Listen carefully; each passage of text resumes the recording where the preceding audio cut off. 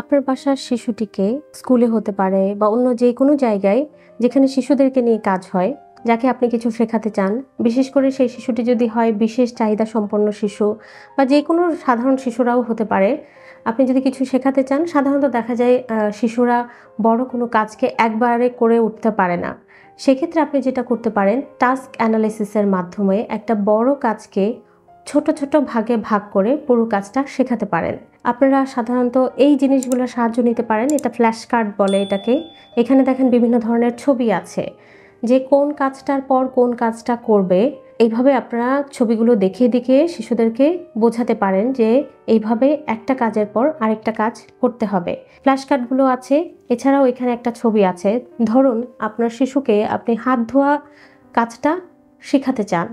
এখানে প্রত্যেকটা ধাপে ধাপে ভাগ করে আপনি কাজটাকে শেখাতে পারেন।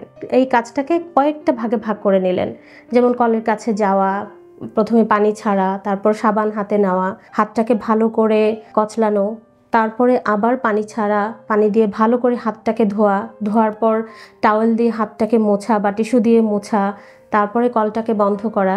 এইভাবে পুরো প্রক্রিয়াটাকে ছোট ছোট ভাগে ভাগ করে যদি আপনি কাজটা শেখাতে চান, তাহলে দেখা যায় যে শিশুর শেখাটা খুব সহজ হয় এবং একটা কাঠামোর মধ্যে পড়ে। আপনি যদি এরকম হয় যে কাজটাকে হতে পারে শুরু থেকে করতে পারেন, যেমন একেবারে কলের কাছে নিয়ে হাত ধোয়াটা, আবার এরকমও হতে পারে যে শেষ থেকেও শুরু করতে পারেন, যে হাত ধোয়ার প্রক্রিয়াটা আপনি পুরোটা দেখিয়ে দিলেন, তারপরে আবার সে কলটা ধুলো, ছাড়লো, পানিটা ছেড়ে দিয়ে হাতে সাবান নিল, তারপরে পুরো প্রক্রিয়াটা সে শেষ করলো। আবার অনেক সময় দেখা যায় যে সাধারণত ছোট বাচ্চাদের ক্ষেত্রে জুতার ফিতা বাঁধাটা খুব কঠিন হয়। জুতা পরা, বিশেষ করে যদি কেডস টাইপ বা শু টাইপ কোনো জুতা হয়, শিশুরা বাঁধতে পারে না। এটা দেখা যায় বড়দেরও এটাতে খুব অসুবিধা হয়, মানে ছোটবেলায় শিখেনি বলে দেখা যায় বড় হয়েও অনেক বড়রাও আছে যারা জুতার ফিতা বাঁধতে পারে না। সেক্ষেত্রে আপনি চাইলে এই টাস্ক অ্যানালাইসিসের মাধ্যমে এই সুন্দর কাজটা সহজ করে বাচ্চাদেরকে শেখাতে পারেন।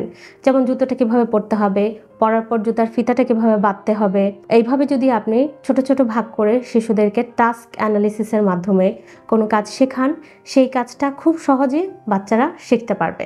টাস্ক অ্যানালিসিসের মাধ্যমে আসলে কি উপকার হয়? সাধারণত দেখা যায় যে শিশুদের মধ্যে আত্মনির্ভরশীলতা গড়ে ওঠে।